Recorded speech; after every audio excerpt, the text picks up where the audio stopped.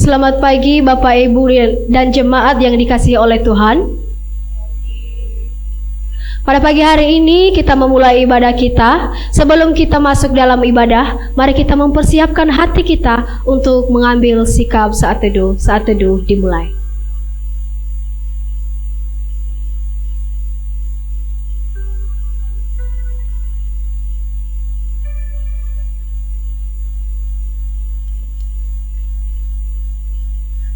Amin. Karena kasih Tuhan yang begitu besar bagi kita, Dia telah menolong kita selama 1 minggu lamanya, sehingga pada saat ini kita beribadah kepadanya. Untuk itu, mari kita memuji Dia dengan pujian, Ku kagum hormat akan Engkau.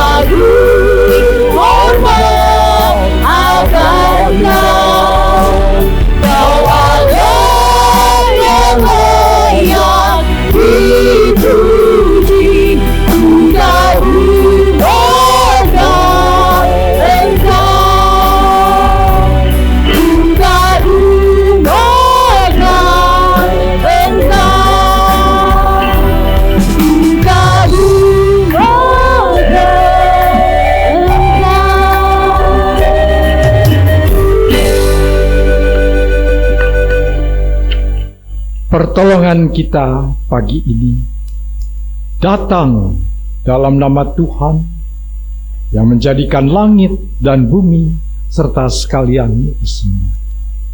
Dia yang memeliharakan kesetiaannya sampai selama-lamanya, dan Ia tidak pernah meninggalkan kita perbuatan tangannya.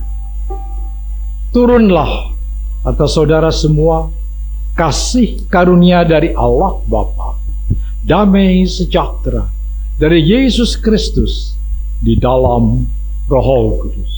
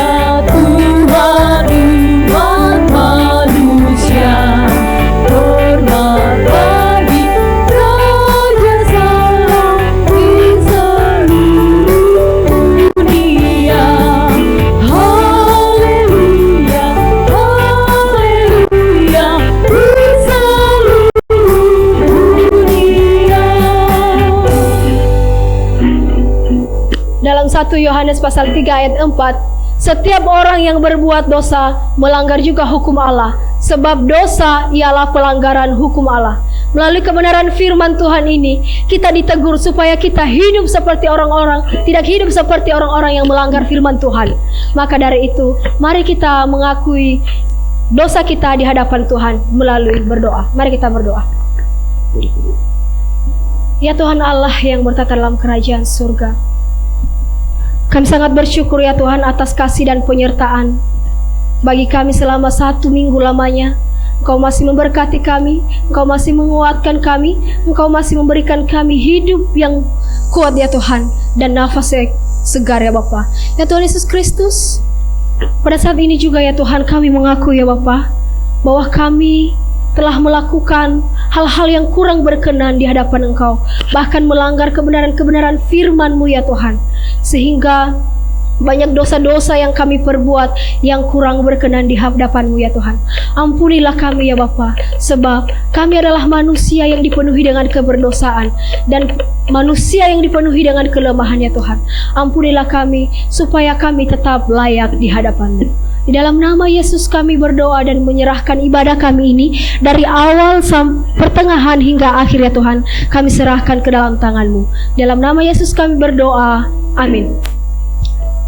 Berita pengampunan bagi kita pada saat ini terambil dari Efesus pasal 2 ayat 8. Karena dengan rahmat kamu telah diselamatkan melalui iman, dan ini bukan perbuatan kamu sendiri, itu adalah karunia Tuhan.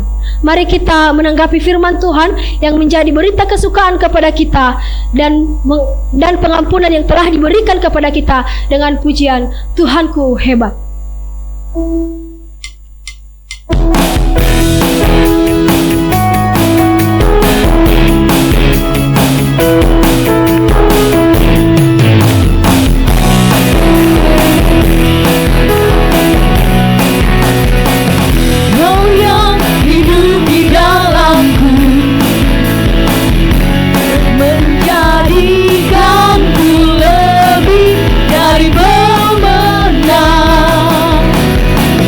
Seluruh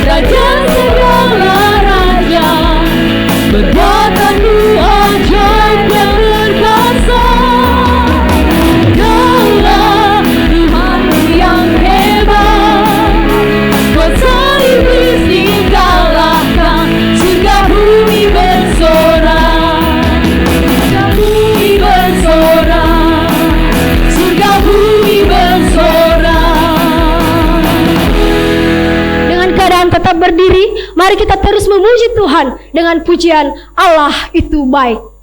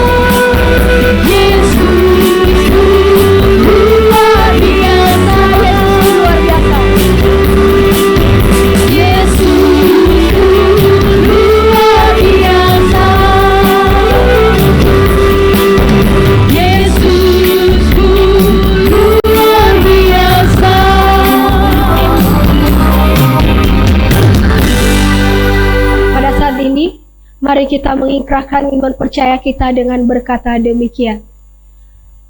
Aku percaya kepada Allah, Bapa yang Maha Kuasa, Khalik langit dan bumi, dan kepada Yesus Kristus anaknya yang tunggal Tuhan kita, yang dikandung daripada Roh Kudus, lahir dari anak darah Maria, yang menderita sengsara di bawah pemerintahan Pontius Pilatus, disalibkan, mati dan dikuburkan, turun ke dalam kerajaan maut, pada hari yang ketiga, bangkit pula dari antara orang mati, naik ke surga, duduk di sebelah kanan Allah, Bapa yang Maha Kuasa, dan dari sana ia akan datang untuk menghakimi orang yang hidup dan yang mati. Aku percaya kepada Roh Kudus, gereja yang kudus dan am, persekutuan orang kudus, pengampunan dosa, kebangkitan tubuh, dan hidup yang kekal. Amin. Kepada jemaat dipersilakan duduk kembali. Pada saat ini kita akan mendengarkan kebenaran firman Tuhan, dan sebelum kita mendengarkan kebenaran firman Tuhan, mari kita memuji Tuhan dengan pujian Dihapuskan Dosaku.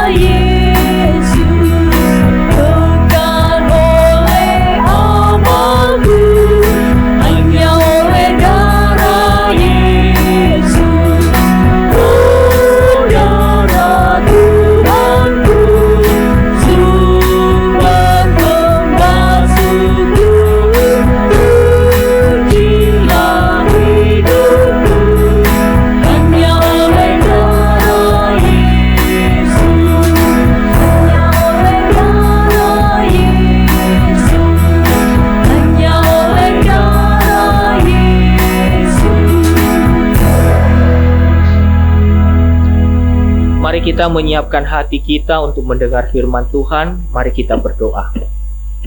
Bapa dalam surga, terima kasih. Engkau memberikan kami anugerah yang berlimpah.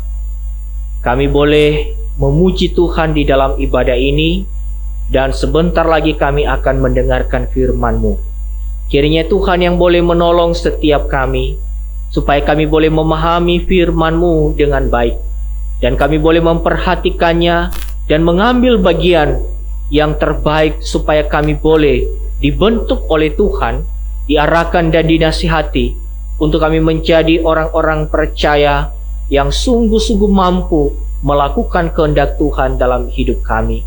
Kiranya dengan pertolongan Allah Roh Kudus, kami boleh memahami dan membicarakan firman-Mu saat ini, sehingga kami semuanya ya Tuhan, boleh dicerahkan oleh Tuhan di dalam kebenaran-Mu. Terima kasih Bapa.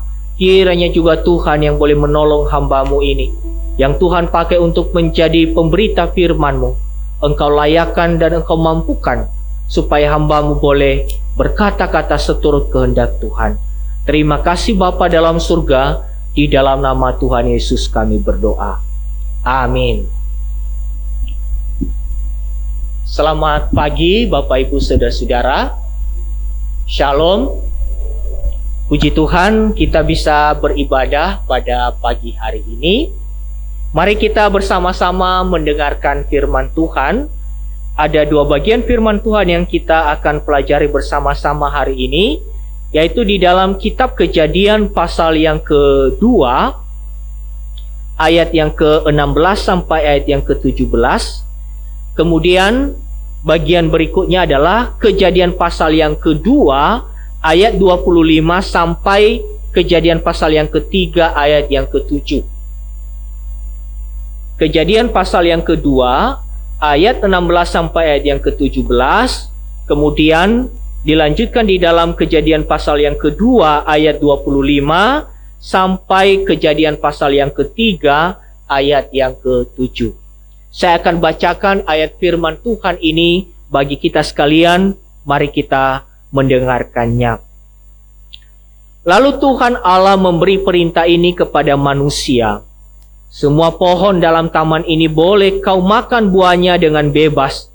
Tetapi pohon pengetahuan tentang yang baik dan yang jahat itu, janganlah kau makan buahnya, sebab pada hari engkau memakannya, pastilah engkau mati. Selanjutnya pasal 2 ayat 25 sampai pasal 3 ayat yang ke-7. Beginilah firman Tuhan. Mereka keduanya telanjang, manusia dan istrinya itu, tetapi mereka tidak merasa malu. Adapun ular ialah yang paling cerdik dari segala binatang di darat yang dijadikan oleh Tuhan Allah. Ular itu berkata kepada perempuan itu, tentulah Allah berfirman, semua pohon dalam taman ini jangan kamu makan buahnya, bukan? Lalu sahut perempuan itu kepada ular itu, buah pohon-pohonan dalam taman ini boleh kami makan. Tetapi tentang buah pohon yang ada di tengah-tengah taman, Allah berfirman, jangan kamu makan ataupun raba buah itu, nanti kamu mati. Tetapi ular itu berkata kepada perempuan itu, sekali-kali kamu tidak akan mati. Tetapi Allah mengetahui bahwa pada waktu kamu memakannya, matamu akan terbuka, dan kamu akan menjadi seperti Allah, tahu tentang yang baik dan yang jahat. Perempuan itu melihat bahwa buah pohon itu baik untuk dimakan dan sedap kelihatannya. Lagi pula pohon itu menarik hati karena memberi pengertian. Lalu ia mengambil dari buahnya dan dimakannya, dan diberikannya juga kepada suaminya yang bersama-sama dengan dia, dan suaminya pun memakannya. Maka terbukalah mata mereka berdua, dan mereka tahu bahwa mereka telanjang. Lalu mereka menyemat daun pohon ara dan membuat cawat. Demikian pembacaan firman Tuhan yang kita renungkan bersama-sama pada pagi hari ini. Bapak Ibu sidang jemaat sekalian, sesuai dengan tema yang diberikan oleh gereja kepada saya, Hari ini kita akan berbicara dengan tema memilih untuk berdosa, gitu ya. Jadi ada tanda tanya di depannya. Artinya ini sesuatu yang perlu menjadi perenungan bagi kita sebagai orang-orang yang sudah ditebus dan diselamatkan oleh Tuhan kita Yesus Kristus. Saudara-saudara, kemampuan untuk memilih dan menetapkan sesuatu itu memang didasarkan pada kemampuan yang dimiliki oleh seseorang karena ada independensinya, atau bisa disebut sebagai seorang yang punya kemampuan secara mutlak. Saudara-saudara, bukan hal yang asing sebetulnya kalau isu ini menjadi isu dalam kehidupan kemanusiaan. Orang-orang di era modern memang sangat kritis.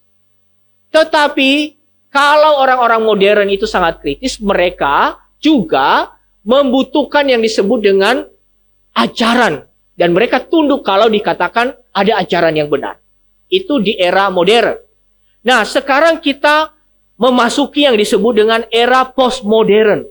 Era postmodern itu adalah mereka yang menganutnya seringkali lebih cenderung menekankan pada otoritas pribadi. Mereka tidak mau disetir oleh kebenaran apapun. Mereka kepingin untuk dikuasai oleh kemampuan diri sendiri. Makanya jangan heran kalau semboyan zaman ini adalah mari kita berkuasa. Dan Bapak Ibu saudara-saudara yang saya kasih di dalam Tuhan, hari ini kita belajar firman Tuhan yang juga menggemakan hal yang hampir sama. Tentang kisah kejatuhan manusia pertama ke dalam dosa. Dan isu utama yang ada di sana sebetulnya, Bapak Ibu dan saudara-saudara, mengapa mereka dengan begitu cepat dan lekas untuk melanggar perintah Tuhan, itu terletak pada apa? Terletak pada keinginan. Sebagaimana dinyatakan dalam firman Tuhan ini, ketika ular menggoda perempuan itu dengan mengatakan, sekali-kali kamu tidak akan mati. Di dalam Kejadian pasal 3 ayat yang keempat. Sekali-kali kamu tidak akan mati, tetapi Allah mengetahui bahwa pada waktu kamu memakannya, matamu akan terbuka dan kamu akan menjadi seperti Allah, tahu tentang yang baik dan yang jahat. Saudara-saudara, di dalam ayat yang keempat dan ayat yang kelima itu, kita diberitahu oleh firman Tuhan bahwa dengan godaan yang disampaikan oleh si jahat, si iblis itu kepada perempuan, maka ada tipuan di sana. Apa itu? Kalau kamu akan makan buah pohon pengetahuan yang baik dan yang jahat itu, sekali-kali kamu tidak akan mati. Kendati pun di dalam pasal 2 ayat 16 sampai ayat 17 tadi, kita membaca, Tuhan katakan, sekali-kali kamu jangan memakan buah pohon pengetahuan tentang yang baik dan yang jahat itu. Sebab pada waktu kamu memakannya, kamu pasti mati. Tapi iblis berkata, sekali-kali kamu tidak akan mati. Saudara-saudara, selain daripada sekali-kali kamu tidak akan mati, iblis bilang apa? Nanti matamu akan terbuka dan kamu akan menjadi seperti Allah. Saudara-saudara, ini permainan kata-kata yang penuh dengan tipuan. Memang kita tahu perjanjian baru menegaskan kepada kita tentang salah satu sifat dari iblis itu adalah pembohong. Dia mencoba menipu perempuan ini.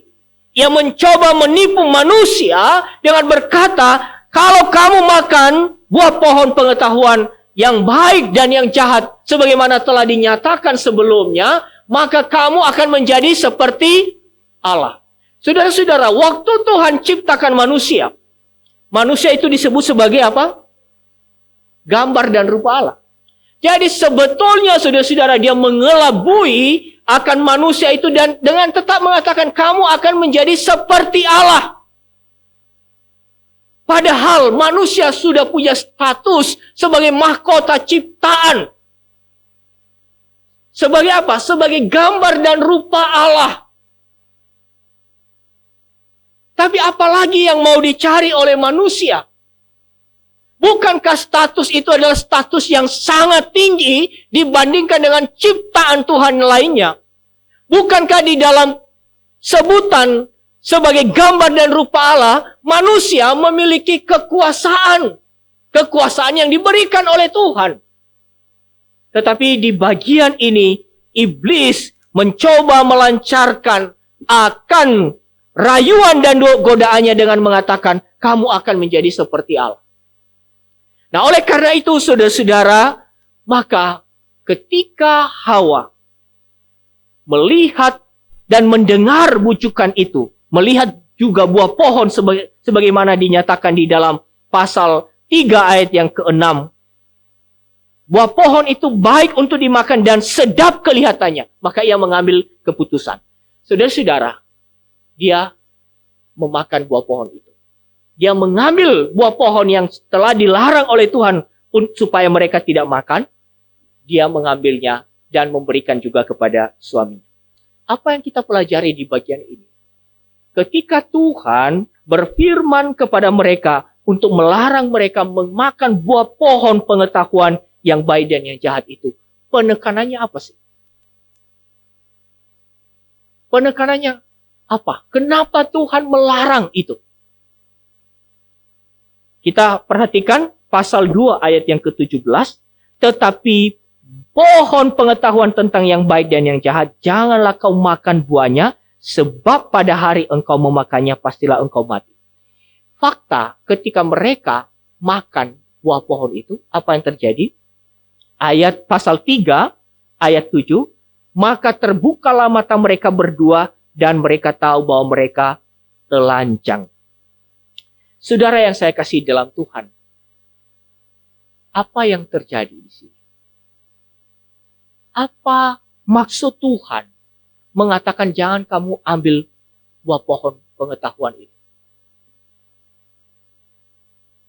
Pertama, maksud Tuhan adalah mengungkapkan kepada manusia itu untuk tetap bergantung kepada Tuhan dalam hal batasan-batasan pengetahuan. Manusia yang diberi status sebagai gambar dan rupa Allah bukanlah manusia yang berdaulat di dalam dirinya sendiri. Ia adalah tetap makhluk yang bergantung kepada Tuhan. Makhluk yang tidak memiliki kekuasaan untuk mengontrol sesuatu, segala sesuatu. Ia harus menjadi pribadi yang gentar kepada Tuhan. Saudara yang saya kasih dalam Tuhan, inilah yang menjadi persoalannya. Orang yang memilih untuk berdosa, itu sama saja.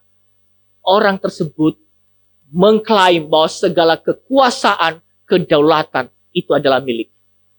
Dalam kasus apapun, kita temukan orang memilih untuk berdosa, mengambil keputusan untuk berdosa. Itu sebetulnya pada waktu itu, orang tersebut mengklaim, akulah yang menjadi penentu akan segala sesuatu. Dan ini spirit zaman ini. Orang tidak mau disetir, orang tidak mau dibimbing oleh kebenaran.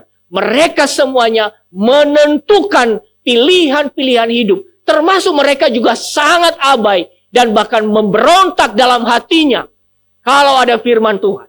Saudara yang saya kasih dalam Tuhan, saya mau bacakan kepada kita satu firman Tuhan dalam Yesaya pasal 66. Ayat yang kedua B berkata demikian. Tetapi kepada orang inilah aku memandang.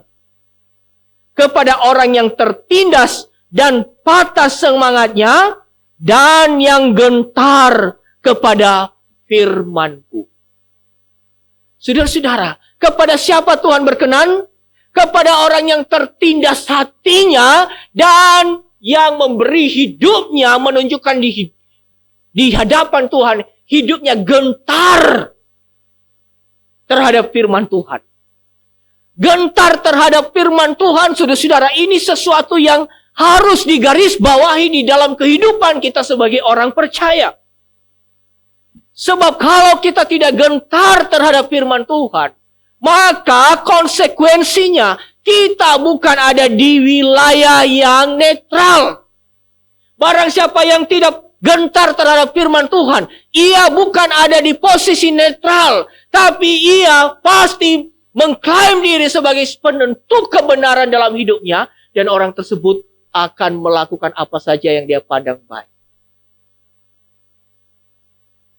Hari ini saudara-saudara, marilah kita merenungkan dalam kehidupan kita hari lepas hari, saudara-saudara. Apa faktor yang membuat kita akhirnya mengambil keputusan untuk memberontak kepada Tuhan, untuk berdosa kepada Tuhan? Mari kita melihat narasi hari ini. Dasarnya tadi adalah karena orang mau mengklaim diri sebagai sumber dan penentu kebenaran. Nah, wujudnya bagaimana, saudara-saudara? Wujudnya adalah kita seringkali tergoda dengan kita ragu akan kebaikan Tuhan.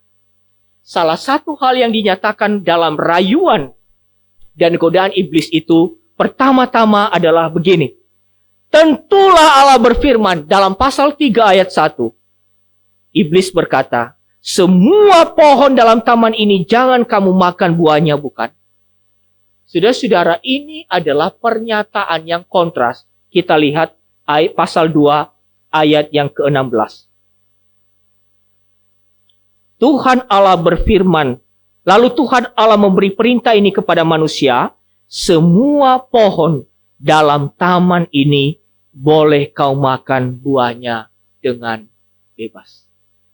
Tapi ketika iblis datang, iblis berkata kepada perempuan ini, bukankah Allah, tentulah Allah berfirman, semua pohon dalam taman ini jangan kamu makan buahnya, bukan?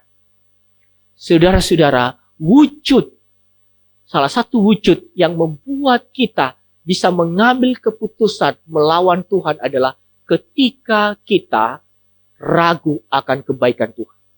Dalam pasal 2 ayat 16, Tuhan menyatakan sebagai pribadi yang maha baik kepada manusia. Semua pohon dalam taman ini, kamu boleh makan buahnya.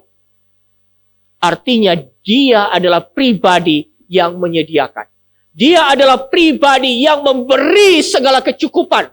Saudara-saudara, kalau kita mau membaca Kejadian pasal 2 ini, di situ kita melihat bagaimana Tuhan sebegitu detailnya menyiapkan sesuatu yang spesial bagi manusia. Saudara-saudara, waktu Tuhan ciptakan seluruh alam semesta, itu sudah sungguh amat baik. Tetapi Tuhan masih siapkan satu tempat spesial bagi manusia pertama, itu Taman Eden. Di dalam Taman Eden Tuhan hadirkan apa, saudara-saudara? Tuhan hadirkan dengan berbagai pohon-pohon yang menarik hati. Namanya taman pasti indah, saudara-saudara. Makanya kalau misalkan kita sudah sumpek di kota, biasanya kita mau pergi rekreasi, lihat tempat-tempat yang hijau, begitu ya. Nah, Tuhan siapkan satu taman yang sangat indah. Di sana ada pohon-pohon yang menarik dan baik untuk dimakan buahnya. Bukan hanya itu, tapi juga Tuhan mengaliri taman itu dengan air. Air yang membasahi taman itu dengan terbagi 4 cabang. Luar biasa. Kemudian juga saudara-saudara, Tuhan beri apa lagi? Tuhan beri yang paling penting apa? Selain dari ada cukup ini, maka persediaan makanan ada, tempat ada, apalagi yang Tuhan beri? Jodoh. Tuhan beri jodoh. Perhatikan ayat 18. Tidak baik kalau manusia itu seorang diri saja. Aku akan menjadikan penolong baginya yang sepadan dengan dia. Saudara-saudara, waktu Tuhan bilang, tidak baik kalau manusia itu seorang diri saja, tapi aku mau jadikan itu baik. Bisa enggak? Bisa. Bisa kan? Kan Tuhan berhak juga. Tidak baik kalau manusia itu seorang diri saja. Betul, tidak baik. Tapi kalau aku mau jadikan baik, bisa. Tapi Tuhan tidak berhenti sampai di situ. Memang tidak baik kalau manusia itu seorang diri. Aku akan jadikan dia penolong. kasih penolong. Penolong yang juga sangat menarik. Menarik hati saudara-saudara. Buktinya apa? Begitu bangun, Adam begitu bangun, langsung jatuh cinta itu. Ya, langsung wow gitu ya. Luar biasa. Apalagi yang kurang? Apalagi yang kurang? Yang dicari orang itu biasa ya. Sekarang sudah 3 tah gitu ya. Harta, tahta, dan tah yang itu ya gitu ya. Hartanya apa? Ada. Banyak. Tahtanya ada. Oh ada. Apa? Kita lihat ya. Ayat 15. Tuhan Allah mengambil manusia itu dan menempatkan dalam Taman Eden untuk mengusahakan dan memelihara taman itu. Ada kekuasaan di dalam pasal 1 juga. Tuhan katakan, aku akan memberikan semuanya kepadamu di bawah kekuasaanmu. Jadi seluruh ciptaan Tuhan takluk kepada manusia. Apalagi? Wah, ini ya. Ayat 19. Lalu Tuhan Allah membentuk dari segala binatang hutan dan Lalu Tuhan Allah membentuk dari tanah segala binatang hutan dan segala burung di udara, dibawanya lah semuanya kepada manusia itu untuk melihat bagaimana ia menamainya. Ini wujud administrasi kekuasaan, saudara-saudara. Jadi Tuhan perlengkapi manusia itu dengan begitu limpah ruah. Jadi saudara-saudara, kalau misalkan mereka mengambil buah pohon pengetahuan yang baik dan jahat itu, bukan karena kekurangan. Bukan karena kekurangan. Ada orang, mungkin saya pernah dengar cerita itu, ada orang yang terpaksa masuk ke dalam supermarket, itu mencuri roti, karena ada anaknya yang kelaparan. Mereka tidak punya uang lagi dan ya, dengan terpaksa melakukan itu. Tetapi Adam dan Hawa mengambil buah pohon pengetahuan yang dilarang oleh Tuhan. Itu bukan karena alasan mereka kekurangan. Tapi alasannya apa? Karena mereka ingin naik tingkat. Walaupun mereka sebetulnya diberi tingkat yang tertinggi di dalam alam ciptaan. Saudara yang saya kasih dalam Tuhan, maka poinnya tadi adalah Tuhan sebetulnya sudah memberikan kita begitu limpah ruahnya kebaikan. Maka oleh karena itu saat kita ragu dan mau melupakan apa yang Tuhan sudah beri, kita tidak merasa puas dengan apa yang Tuhan telah berikan kepada kita. Maka jadinya apa? Kita mencari. Misalkan ya, Tuhan beri istri, atau Tuhan beri suami, tapi tidak merasa cukup. Ada nggak itu? Ya, kadang kita lihat ada gitu ya. Kadang. Nah, kenapa terjadi penyelewengan? Karena merasa. Padahal Tuhan sudah beri. Beri yang terbaik. Gitu kan ya. Tuhan sudah beri akan kecukupan. Tapi orang masih mencari lebih. Sampai bisa jatuh dalam dosa. Maka sekarang kita perlu melihat apa dulu yang Tuhan sudah berikan dalam hidup kita. Orang kalau di dunia sana saudara-saudara, saling melengsarkan itu sesuatu yang biasa kan? Dengan cara-cara yang jahat. Dengan trik-trik yang busuk. Orang bisa saling melengsarkan. Orang saling sikut menyikut. Karena apa? Karena kepentingan, kehausan akan tahta. Orang begitu haus akan tahta, sepertinya kalau sudah di atas, ya, itu sudah sangat puas. Tapi sudah di posisi itu pun pasti tidak puas lagi gitu. Mau cari lagi. Oleh karena itu hari ini kita belajar bahwa di dalam hidup kita, Tuhan berikan kepada kita berkat-berkat, perlengkapannya, pemeliharaannya. Supaya apa? Supaya kita itu sungguh-sungguh pertama mensyukurinya dan menjalankannya dengan penata layanan yang baik. Sehingga kita tidak memilih untuk berdosa. Hal yang kedua, Bapak Ibu Saudara-saudara, apa yang menjadi wujud? Mengapa kita akhirnya memilih untuk berdosa yang didasarkan tadi pada keinginan untuk berdaulat atas diri kita sendiri? Hal yang kedua tentunya apa di sini? Bahwa sebagaimana dinyatakan di dalam ayat yang ke-6. Perempuan itu melihat bahwa buah pohon itu baik untuk dimakan dan sedap kelihatannya. Lagi pula pohon itu menarik hati karena memberi pengertian. Lalu ia mengambil dari buahnya dan dimakannya dan diberinya kannya juga kepada suaminya yang bersama-sama dengan dia dan suaminya pun memakannya. Berdasarkan firman Tuhan ini, apa yang kita bisa pelajari? Bahwa ketika perempuan itu mengambil buah pohon yang dilarang itu oleh Tuhan, itu apa maksudnya sih? Karena keinginan. Keinginan itu karena tadi dibayang-bayangi dengan memberi pengertian. Keinginan yang memberi pengertian. Saudara-saudara, ini bisa terjadi dalam hidup kita juga. Keinginan yang memberi pengertian itu, tentu di sini adalah konotasinya apa?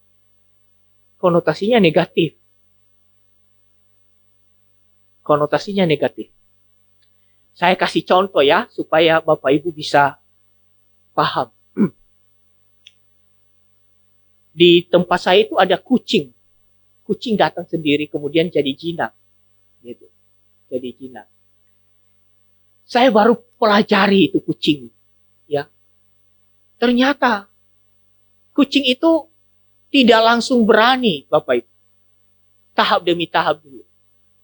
Jadi di wilayah tertentu dia datang. Kalau nggak diusir, dia anggap, wah ini berarti aman kan? Gitu. Lalu dia makin lama makin dekat. Kalau tidak langsung didisiplin, itu dia makin lama makin semakin manja, makin dekat begitu ya. Nah, saudara-saudara, ini juga dalam ayat 6 ini kalau kita perhatikan bersama-sama, ada dua pihak di sana yang merasa kok baik-baik saja. Pertama adalah Hawa. Hawa itu memang dirangsang oleh tadi keinginan. Karena memberi pengertian, kemudian dia mengambil. Ya, karena itu menarik hati, lalu ia mengambil. Lalu makan. Lalu suaminya ada di mana, Bapak Ibu? Suaminya ada di mana? Kalau kita baca teks, ada di mana? Diberikannya juga kepada suaminya yang bersama-sama dengan dia. Ya, namanya apa suami istri ya, di dalam kekudusan, di dalam Taman Eden itu selalu bersama. Nah, ini apa kehidupan suami istri yang sangat ideal gitu ya. Di mana ada dia di situ, ada juga pasangannya. Wow, bareng-bareng. Mungkin kalau mereka jalan-jalan ke taman itu gandengan tangan terus begitu ya. Jadi di mana ada Hawa, itu di situ juga ada Adam, karena itu apa? Jantung hatinya lah begitu ya. Perhatikan bersama-sama. Begitu Hawa mengambil buah pohon itu, apa yang terjadi? Teks tidak memberitahu kita apa yang terjadi. Berarti kan baik-baik saja kan? Maka salah satu penafsir mengatakan, kenapa kok Adam jadi ambil? Karena dia menyaksikan bahwa ketika Hawa memakan itu, tidak terjadi apa. Maka sekarang dia memberikan juga ini. Wah, istri yang sangat sayang suami ini. Betul kan? Mengambil, kemudian memberikannya juga kepada suaminya. Gitu, berbagi. Walaupun kadang Kalau misalkan suami atau istri pergi keluar kota, kemudian diajak teman-teman makan enak-enak, kadang juga lupa sama pasangannya gitu. Seharusnya WA, oh kami lagi makan ini gitu ya. Itu nanti mau apa tak belikan gantinya juga gitu kan ya, supaya bisa. Tapi kadang-kadang juga ada yang suka lupa gitu ya. Karena terlalu asik dengan suasana teman-teman sampai lupa pasangannya gitu. Tapi di sini tidak ada ya gitu ya. Nah, saudara-saudara, di sini kita bisa lihat ya, di sini kita bisa lihat loh, Hawa makan. Tapi nggak terjadi apa-apa. Ya berbagi dong kepada suami, kasih kepada suami. Nah, jadi saudara yang saya kasih dalam Tuhan, ini yang penting bagi kita, kita harus hati-hati dalam keinginan ini. Ketika keinginan itu dilayani, pertama-tama itu saudara-saudara mungkin tidak ada dampak apa-apa. Dan itu justru menuntut. Oleh karena tidak terjadi apa-apa, itu dia punya kuasa untuk menuntut lebih. Benar? Bagi kita yang pernah terperosok dalam dosa tertentu, saudara-saudara, itu memang bukan diawali dari langsung jatuh sampai terperosok jauh. Itu pasti di dalam proses. Prosesnya apa? Melayani keinginan itu. Dan ketika keinginan itu terus dilayani, dia terus menuntut lebih. Dan kalau dia terus menuntut lebih, karena keinginan berdosa itu juga akan terus melayaninya, dan pribadi yang telah menjadi hamba dosa itu akan terus tunduk dan takluk, tidak bisa lepas. Inilah sifat cengkraman dosa, saudara-saudara. Awal dosa itu sepertinya tidak terjadi apa-apa. Sepertinya ada di wilayah yang begitu bersih.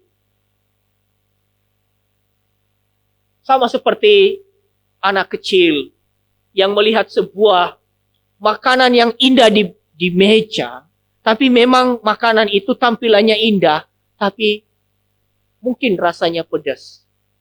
Awalnya cicip-cicip, incip-incip, makin lama makin enak juga. Dia terus dituntut untuk melayani keinginannya, saudara-saudara. Bagaimana dengan kita, saudara-saudara?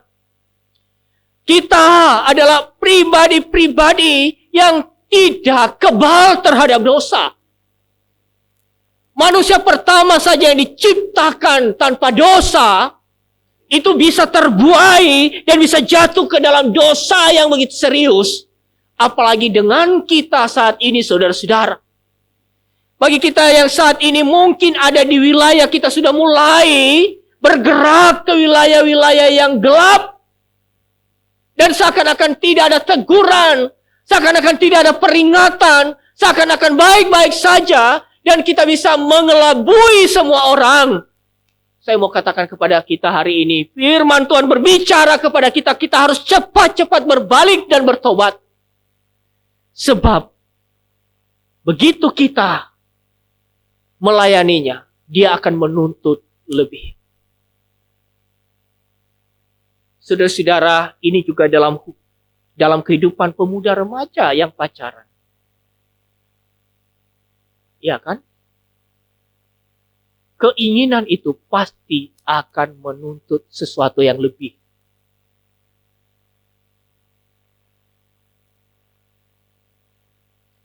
Pemuda remaja yang pacaran awalnya gandengan tangan.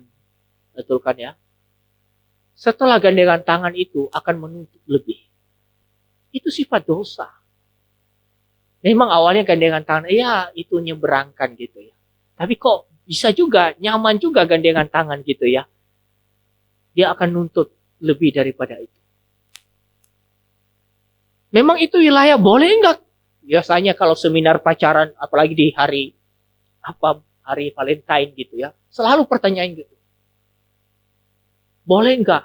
Nah, Lain kali kalau ada yang tanya seperti itu, jangan lagi dijawab boleh atau enggaknya, gitu. Jadi dijawab berdasarkan dasarnya aja, gitu ya. Sehingga tidak muncul lagi pertanyaan-pertanyaan itu, gitu. Ya, jadi saudara-saudara, keinginan kita harus hati-hati terhadap keinginan, karena keinginan itu akan membuat kita, mendorong kita untuk melayani sesuatu yang lebih daripada yang kita layani sebelum. Dan itu yang dialami oleh Adam dan Hawa di Taman Eden. Hal yang ketiga, Bapak Ibu Saudara-saudara yang saya kasih dalam Tuhan. Memilih untuk berdosa yang didasarkan pada klaim akan kedaulatan diri sendiri. Itu bisa diwujudkan dalam hal apa? Di dalam mengambil keputusan berdasarkan apa yang indah untuk dipandang mata. Bukan berdasarkan kebenaran Tuhan. Dan itulah yang dialami oleh Adam dan Hawa yang digambarkan dalam pasal 3 ayat 6 ini. Mereka tidak peduli Tuhan telah melarang atau tidak. Mereka hanya mau melakukan apa yang dipandang oleh mata mereka baik. Saudara-saudara, kita juga perlu hati-hati terhadap hal ini. Di dalam kehidupan kita, mungkin kita bisa memandang sesuatu itu bisa baik, menarik hati kita. Tetapi kita harus selalu memandangnya dari sudut pandang firman Tuhan. Kita jangan melupakan firman Tuhan dalam konteks kehidupan kita apa saja, saudara-saudara. Kita jangan membuang firman Tuhan. Kita jangan abai terhadap firman Tuhan. Karena kalau tidak, banyak keinginan, banyak hal yang bisa merayu kita, banyak hal yang bisa mengganggu kita. Hanya firman Tuhan yang jadi senjata kita untuk melawan godaan, untuk melawan keputusan yang kita ambil, keputusan yang salah, untuk kita bisa memilih untuk berdosa. Saudara yang saya kasih di dalam Tuhan, maka bagaimana yang terjadi ketika manusia memilih untuk berdosa? Maka saya tadi sengaja sebetulnya membaca mulai pasal 2 ayat 25 dan pasal 3 ayat yang ke-7. Karena itu sebetulnya satu paragraf di dalam teks pembagian dalam teks aslinya. Kenapa? Karena prinsipnya sama, saudara-saudara. Pasal 2 ayat 25. Mereka keduanya telanjang, manusia itu dan istrinya, tetapi mereka tidak merasa malu. Jadi bagaimana mereka bisa berelasi dalam kekudusan dan kemuliaan Tuhan, itu jelas.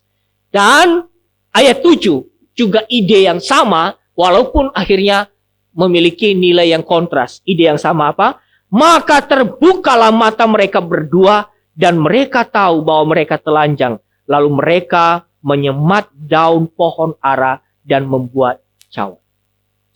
Saudara yang saya kasih dalam Tuhan, dua kalimat itu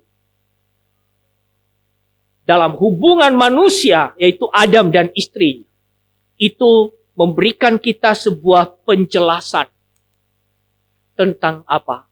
Tentang bagaimana orang yang hidup dalam dosa dan bagaimana orang yang hidup di dalam kekudusan. Orang yang hidup dalam kekudusan itu sebetulnya dikuasai oleh kemuliaan Allah dan memiliki pandangan kebenaran. Memiliki pandangan kebenaran. Sehingga mereka disebut di sini, mereka tidak malu. Tetapi saudara-saudara, pasal 3 yang ke-7, mereka telah berbuat dosa. Maka terbukalah mata mereka berdua dan mereka tahu bahwa mereka telanjang. Ada sesuatu yang hilang besar dalam kehidupan manusia. Oleh karena dosa. Saudara yang saya kasih dalam Tuhan.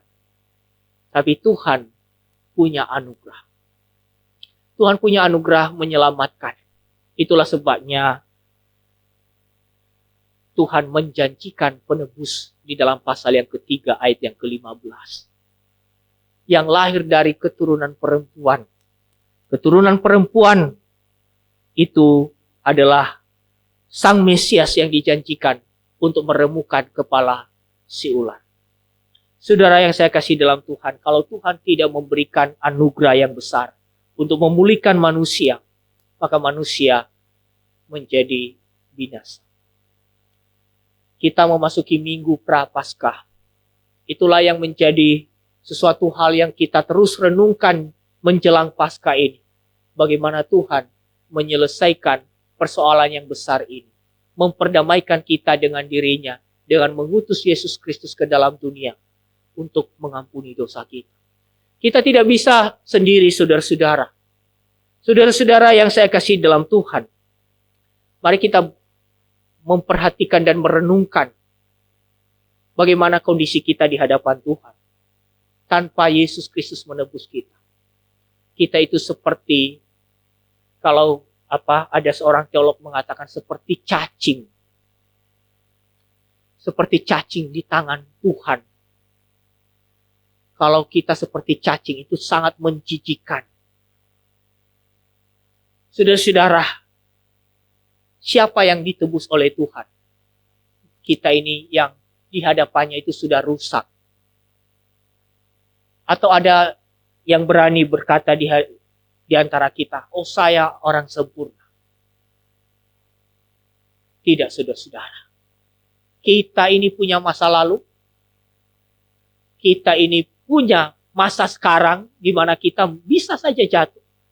Kita masih bisa jatuh di masa depan. Tetapi di dalam Kristus Yesus kita diampuni. Sebagaimana firman Tuhan katakan, oleh karena itu Kristus Yesus telah mati bagi dosa-dosa kita ketika kita masih berdosa. Maka oleh karena itu sebagai orang yang telah diperbaharui di dalam Kristus Yesus. Hari ini kita belajar dari nenek moyang kita. Supaya kita tidak terjerat dalam 3 hal ini.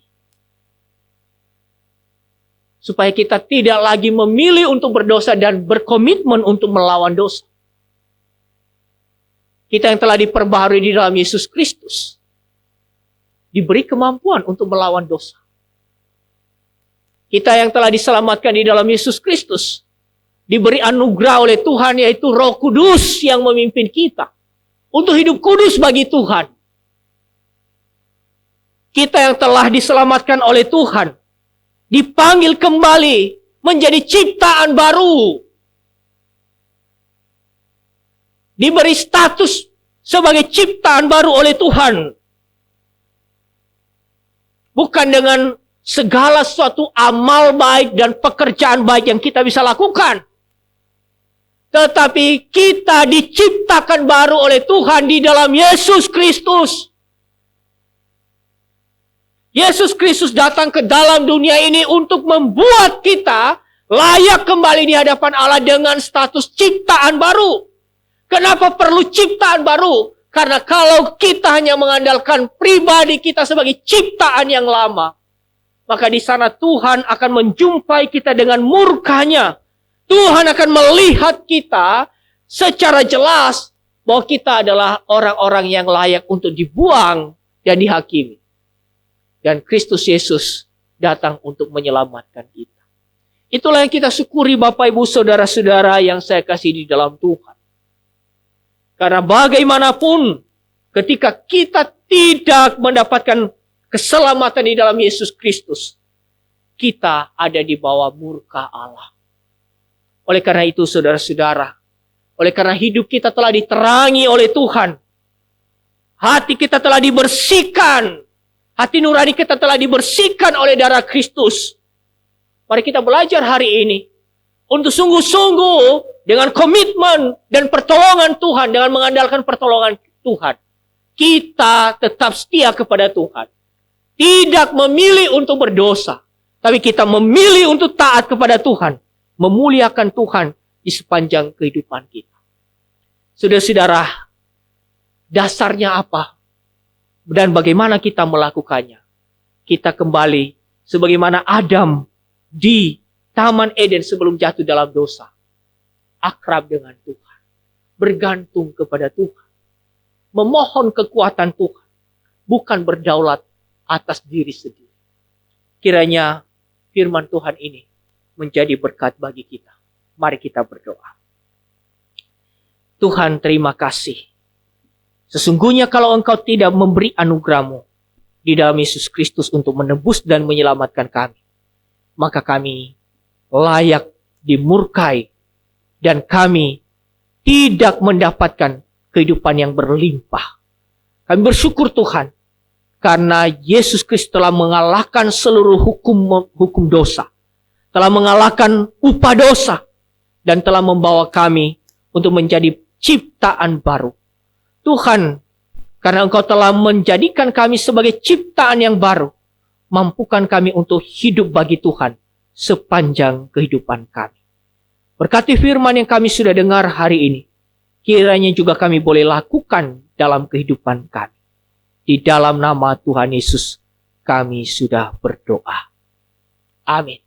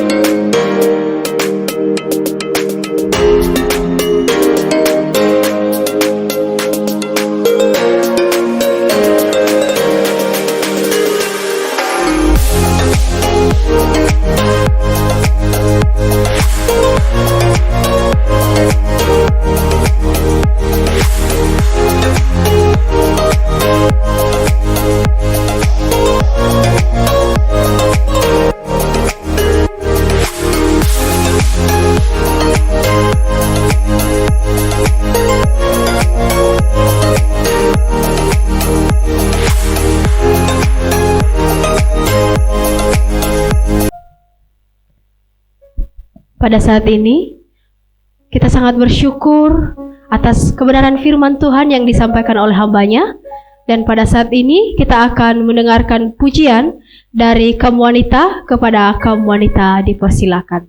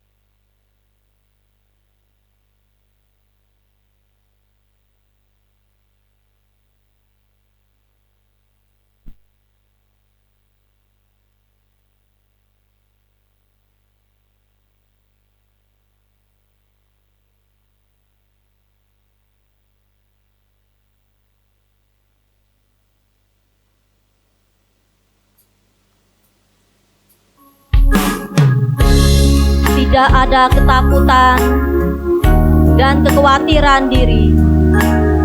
Di dalam janji dan kasih setiamu Tuhan, untuk selamanya. Ku berserah di dalam kekuatanmu Tuhan. Amin.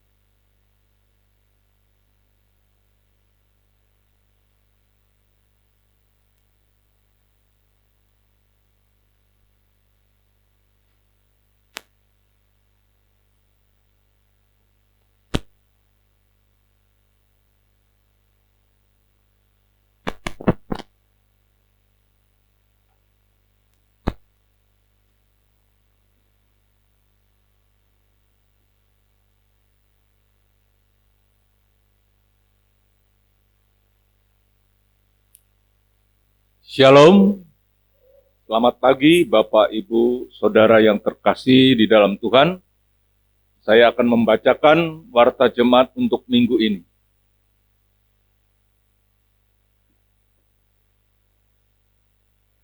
Yang pertama,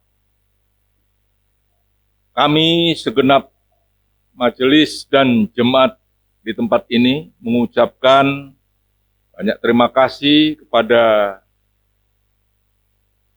Bapak Pendeta Yamunaha yang telah memberikan pelayanan firman yang sudah disampaikan. Kiranya Tuhan memberkati pelayanan Pendeta Yamu dan keluarga. Nanti sore pukul 17 waktu Indonesia Barat ada kebaktian umum yang kedua. Bagi jemaat yang tidak dapat hadir pada pagi hari, dapat mengikuti ibadah pada sore hari. Untuk minggu depan, kebaktian umum pertama dan kedua disertai perjamuan kudus. Jemaat harap mempersiapkan diri. Dan minggu depan jemaat dapat membawa persembahan persepuluhan saudara. Amplop perpuluhan telah disediakan di dekat pintu masuk.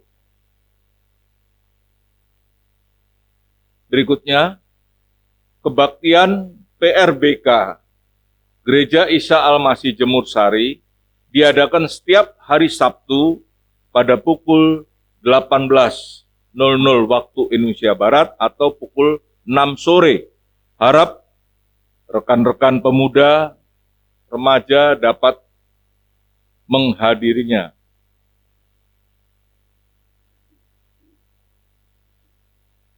Berikutnya, Bapak Ibu Jemaat yang terkasih, mengingat kebaktian tatap muka sudah berlangsung dengan baik, maka kami majelis memutuskan untuk mengadakan kembali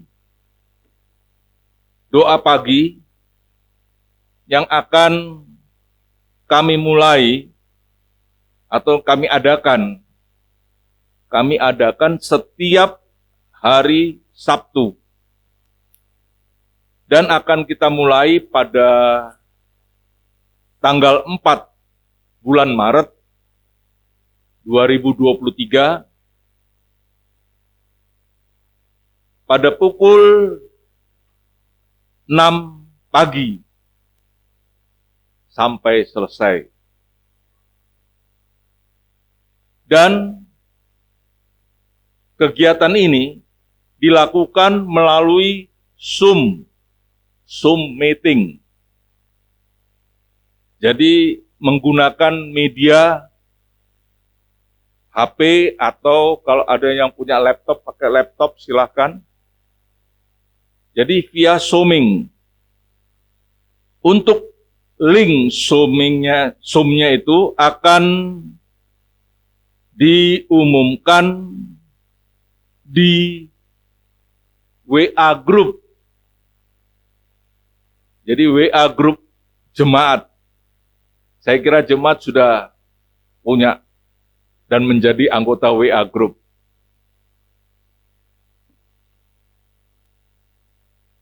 Semua jemaat baik yang berada di Surabaya maupun yang ada di pos PI dapat mengikutinya. Doa pagi baru kami adakan seminggu sekali untuk melihat penyajian dan kebutuhannya. Diharapkan jemaat dapat turut di dalam acara tersebut tepat waktu masuk di dalam acara Zoom-nya itu. Jadi kalau kita mulai pukul 6 pagi, diharapkan sebelum jam 6 pagi, katakanlah kurang 5 menit, sudah membuka HP-nya atau laptopnya dan mengambil link yang sudah diumumkan melalui WA Group. Tinggal buka dari situ. Kalau bagi yang tua-tua seperti saya mungkin, atau yang lebih tua lagi, mungkin gaptek bisa dibantu oleh anak atau cucunya, bisa membuka itu. Bagi Bapak Ibu yang memiliki pergumulan, jadi kami ulangi, bagi Bapak Ibu yang memiliki pergumulan dan mau didoakan, dapat menyampaikan pokok-pokok doanya kepada Saudara Mariaman melalui nomor WhatsApp yang tertera di layar, atau bisa menghubungi hamba-hamba Tuhan. Pokok doa yang disampaikan akan didoakan pada waktu kegiatan doa pagi. Kemudian rencana kegiatan PA, pendalaman Alkitab, maupun kebaktian rumah tangga akan disiapkan kemudian. Jadi langkah pertama dari program kami mengadakan kegiatan doa pagi seminggu 1 kali setiap hari Sabtu, dilaksanakan pada pukul 6 pagi. Kurang lebih sekitar 30 menit kegiatan doa pagi itu.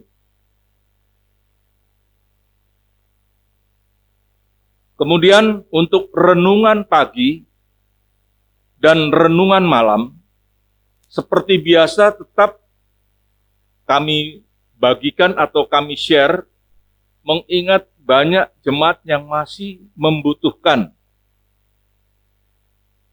Jadi untuk renungan pagi dan renungan malam yang di-share di WA Group, itu tetap akan dibagikan.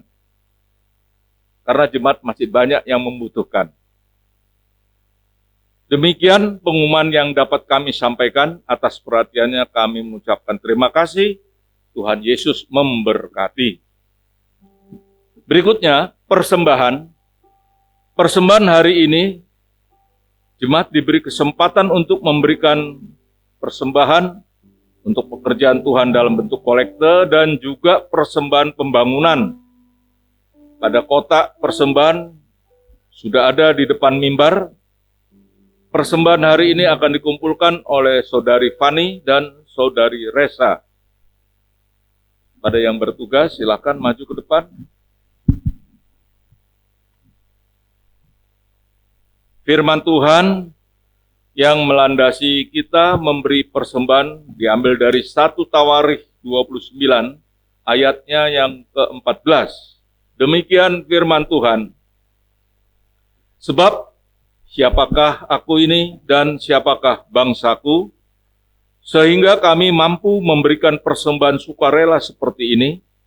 Sebab daripadamu lah segala-galanya dan dari tanganmu lah, dari tanganmu sendirilah persembahan yang kami berikan kepadamu. Mari kita berdoa untuk persembahan. Kembali kami mengucap syukur kepadamu ya Tuhan. Kau begitu baik bagi kami, Engkau telah memelihara kehidupan kami dari hari lepas hari. Terima kasih atas berkat-berkat yang sudah Tuhan berikan kepada kami. Kini tiba saatnya bagi kami untuk mengembalikan sebagian dari berkat yang kami terima. Berkatilah persembahan ini Tuhan, agar persembahan ini dapat dipergunakan untuk pekerjaan Tuhan di tempat ini. Terima kasih Bapa. Dalam nama Tuhan Yesus kami sudah berdoa. Amin. Sementara persembahan dijalankan, kita memuji Tuhan dengan lagu pujian, Biar Bumi Akan Berlalu.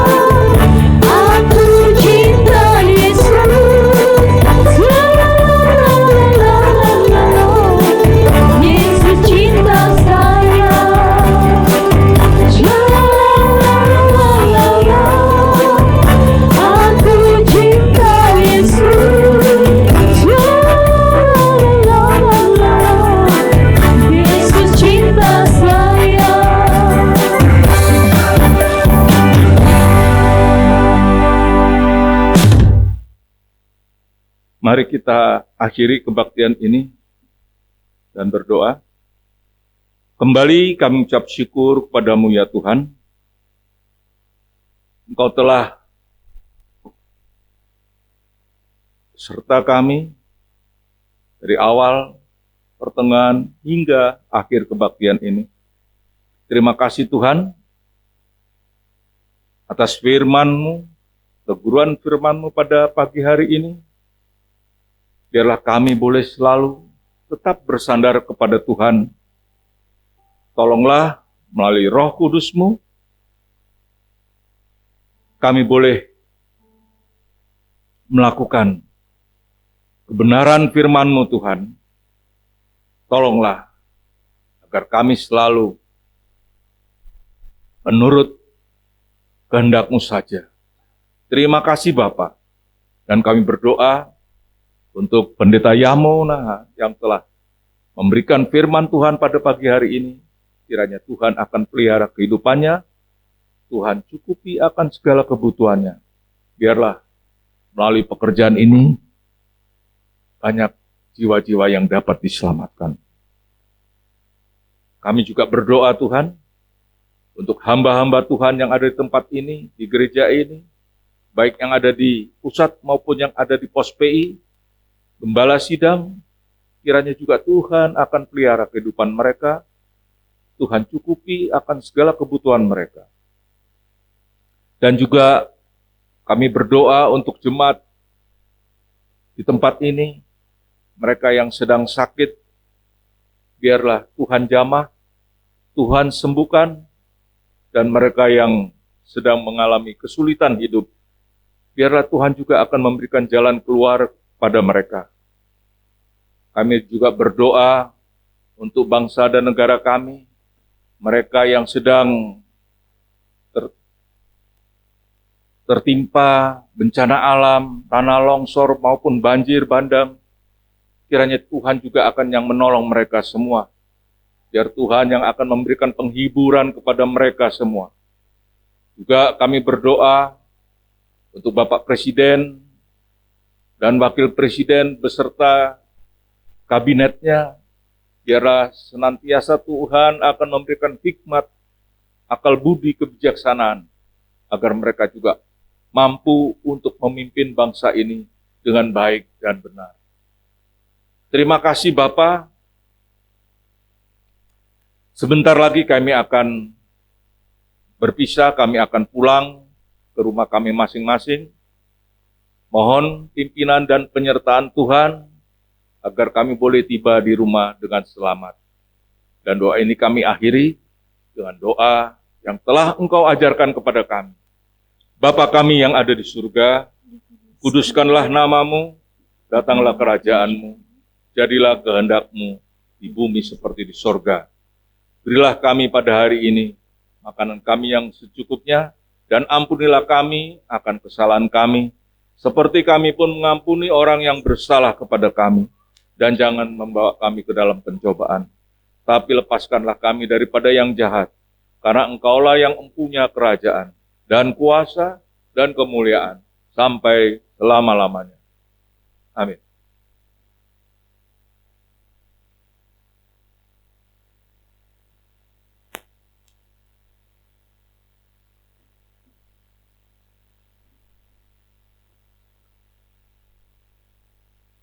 Tuhan memberkati engkau.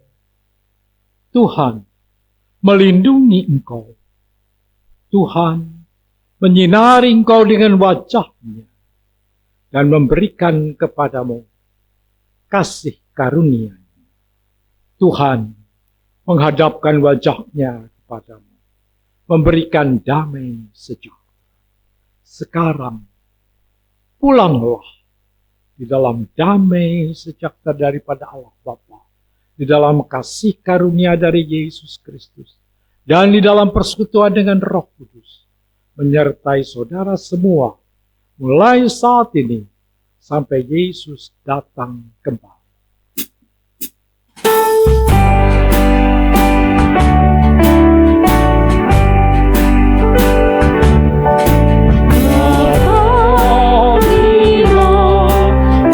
Kasih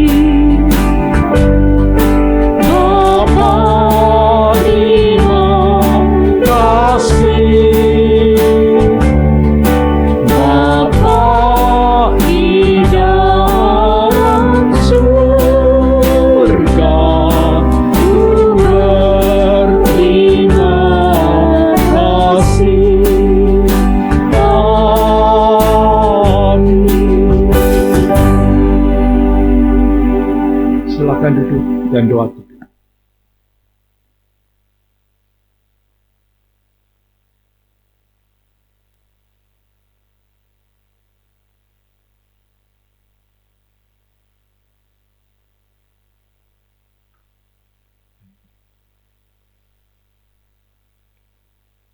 Selamat siang, Tuhan memberkati.